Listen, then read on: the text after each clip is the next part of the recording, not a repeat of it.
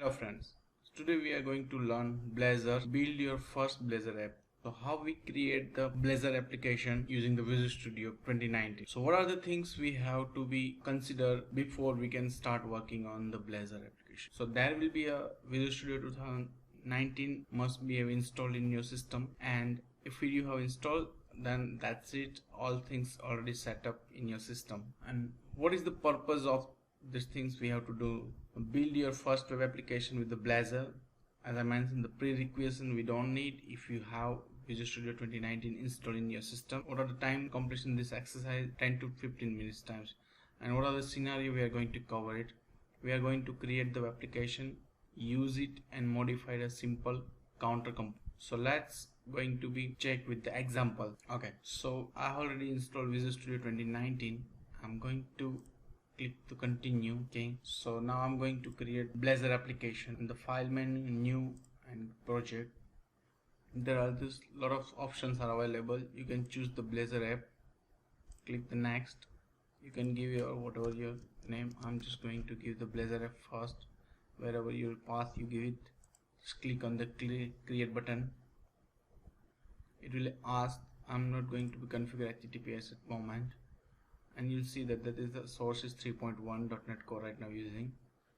I'm just using that Blazor server app. Okay, so now you can see explore the solution explorer, and you can see the project structures, default structures given by the Blazor template. So as we know, who know this .NET Core, they know that what is the startup.cs file. But here's the interesting thing is, like here entry point is app.razor file.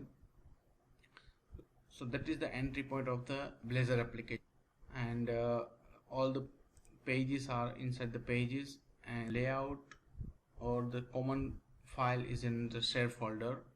And here we talking about the counter.razor and index.razor. So after the building the default, let's see run and what it comes to the. So once run the application, you will see the hello world with the welcome page, and here's the counter that we are going to be modify later, and you can see the increment, and these are all the client side. There is no postback or anything happening, and these all are magics through the C# code, and these are the fetch data. So we'll more talk about the counter and how we change that component. One more things, like everything in Blazor as a component, same like we have in Angular, everything is component. So in the Blazor we can call as component. So now let's go and just stop this application, and I'll explain you it more on that part. Here is the routing. You can see that the whatever the page with the slash counter, so it's calling from the domain, that means localhost :port /counter. Okay, so same way as the home page as the page and the slash, so that means the default one.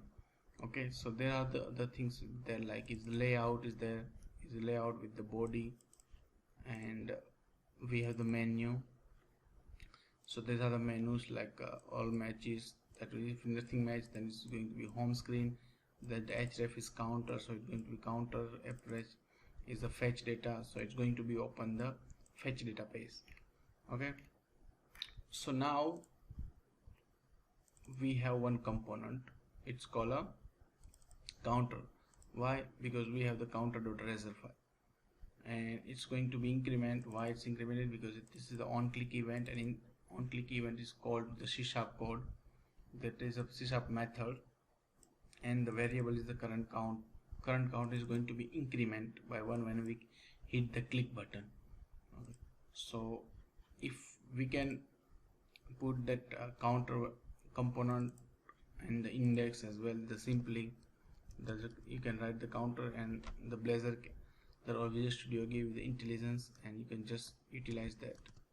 Okay, so now in the home page also the counter component will there. So you can see that on home page itself you can increment the counter. Okay, so you can see the hello world. After that the counter component is there. You can click here, so you can current counter is 4. If I'm clicking on the counter tab or menu, here is the different count. So that means both component is working as individual, right? Okay, So now I'm going to modify our component. I'm going to create the parameters and how we can pass the parameter following from the component. So here is the property as supported as a parameter. So I'm going to create the property integer increment amount, and you have to be written as a parameter annotation. Okay, so now I'm going to default assign as a 1, and we can increment this variable to here. Okay, and I'm going to pass from our index controller to yes default. I'm going to assign the 10. So now let's see. Now what we do it here, we have call from the index. That time we have passed the incremental amount parameter is 10. So if I hit the click, it's incremental to 10, and if I'm going to in the counter, it's increment to 1, because by default we have assigned the 10. So that's why we have updated the counter component. So hope you guys like this. It's very pretty and simple stuff, so you can achieve on the client side things using the system. That is the things Blazor given has the features to support your C# code on the client side as well as server side. Hope you guys this like video. Please subscribe my channel, please share with your friends, and if you have any comments, share the comments in the comment box. Thank you guys.